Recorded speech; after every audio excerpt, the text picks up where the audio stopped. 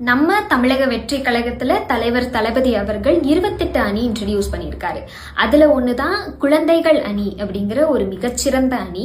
குழந்தைகளுக்கெல்லாம் என்னங்க பிரச்சனை இருக்க போகுது அப்படின்னு நம்ம நினைச்சிட்டு இருப்போம். ஆனா ஒவ்வொரு குழந்தைக்குள்ளேயும் ஒவ்வொரு பிரச்சனை இருக்கு அப்படிங்கறதுதான் உண்மை.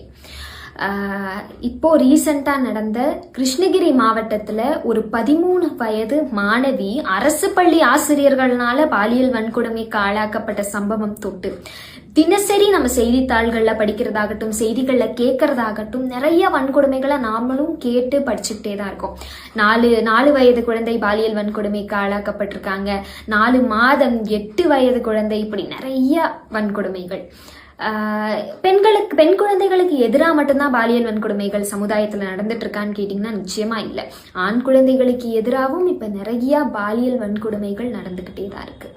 இப்படி குழந்தைகளுக்கு எதிராக இந்த சொசைட்டில நடக்கிற வன்கொடுமைகளுக்கு எதிராக குரல் கொடுக்கிற அணி தான் நம்ம தமிழக வெற்றி கழகத்தோட குழந்தைகள் அணி.